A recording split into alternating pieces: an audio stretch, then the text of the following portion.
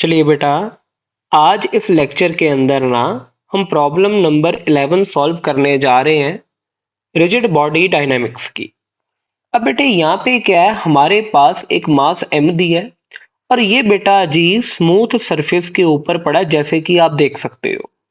अब बेटे एक चीज समझना, ये मेरे पास डिस्क है, हमने क्या किया t बराबर 0 पे ना इस डिस्क को हमने छोड़ दिया और जो धागा है ना वो इसके ऊपर, ठीक है ना, लपेट रखा था, वो धागा खुलने लगेगा। अब जैसे ही आप इसको छोड़ोगे ना, मैं मान लेता हूं लेटर से बेटे इसकी एक्सेलरेशन a1 आ गई और इसकी जो एक्सेलरेशन आएगी ये a2 आ जाएगी। अब बेटे एक चीज समझ, कुछ चीजें मैं सीधा लिख सकता हूं, देख यहाँ पे। अब देख, ये जो पुली मासलेस है, अगर पुली मासलेस होगी तो दोनों तरफ टेंशन भी सेम होनी चाहिए थी। और ये जो T आया है, it should be m into a2, ये मेरे पास पहली इक्वेशन आनी चाहिए। अब बेटे आप अगली चीज समझना, यहाँ पे नीचे की तरफ शायद इस डिस्क के लिए, अच्छा ये मैंने इक्वेशन लिखी है ब्लॉक के लिए।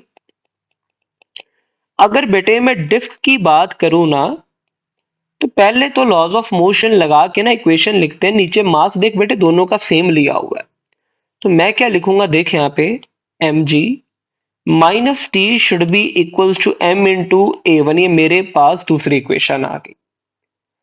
अब बेटे डिस्क की अगर बात करूं ना, a body free to rotate will rotate about its centre of mass. तो एक चीज समझना, मैं लगाऊंगा T into r, this should be equals to I into alpha. ये रोटेट करेगी बेटे अल्फा से, तेरे को बात समझ आ रही है ना। ये क्लॉकवाइज रोटेट करनी चाहिए साथ में, क्योंकि टॉर्क क्लॉकवाइज है ना।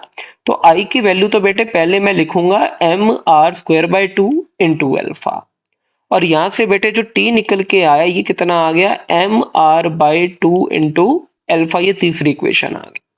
अब बेटे पहले ना वेरिएबल चेक करते हैं। देखो एक वेरिएबल a2 आ गया, एक t है, एक a1 आ गया, एक अल्फा है। आपके पास चार वेरिएबल है, इक्वेशन हमारे पास अभी सिर्फ तीन आई है। जब ऐसा केस आ जाए, देखो आपको एक सिंपल सी बात बताता हूं, एक इक्वेशन आती है इस मास के चलते, दो आती इस रिजिड बॉडी के चलते, तीन हो गई, चौथी आएगी, चौथी गरारी फंसेगी बेटे कंस्ट्रेंट मोशन पे। अब कंस्ट्रेंट मोशन क्या कहता है, एक्सेलरेशन अलोंग दी धागा ये सेम रहना चाहिए, acceleration along the string should be same. और अगर तू देखे इसकी एक्सेलरेशन धागे की a2 आ रही है, और अगर बेटे तू यहाँ पे ये डिस्क देखे ना, ये धागा ऐसे आ रहा है, तू धागे को बड़े ध्यान से देख बेटे। अब धागे के अलोंग एक्सेलरेशन नीचे की तरफ है पहली बात, और ये a2 है। अब ये जो पॉइंट है जो जस्ट डिस्क के अंदर है, इसकी एक्सेलरेशन आएगी नीचे की तरफ a2 और ऊपर की तरफ शायद बेटे r अल्फा।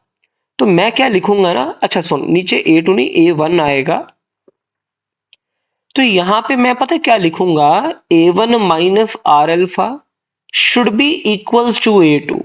और अगर a1 की बात करूं ना बेटे, ये आएगा r अल्फा प्लस a2। ये आ गई बेटे मेरे पास चार इक्वेशंस। आई होप तेरे को चारों इक्वेशंस क्लियर है बेटे। अगर तू वन बाय वन इक्वेशंस को सॉल्व करे ना, तो सभी इक्वेशंस को सॉल्व करना, ठीक है। फाइनली जो रिजल्ट तेरे पास आएगा ना, वो आ जाएगा जो तेरे पास बेटे a2 आया है, a2 की वैल्यू तेरे पास आएगी बेटे g/4, और जो तेरे पास a1 आया, a1 यानी डिस्क की एक्सेलरेशन, ये निकल के आएगी बेटे तेरे पास 3g/4। आई होप बेटे आप सभी को ये चारों इक्वेशन समझ आ गई हैं। अगर इनमें किसी को भी कोई डाउट है ना, तो प्लीज नीचे दे कमेंट सेक्शन में जरूर बताएं। और अगर इस लेक्चर में, इस कैलकुलेशंस में कोई भी प्रॉब्लम है तो उसके बारे में बताएं, और ये आंसर जरूर वेरीफाई करें। मेरा मेन काम है फिजिक्स समझाना, मैथमेटिक्स आप मुझसे बेहतर जानते हो। Thanks for watching.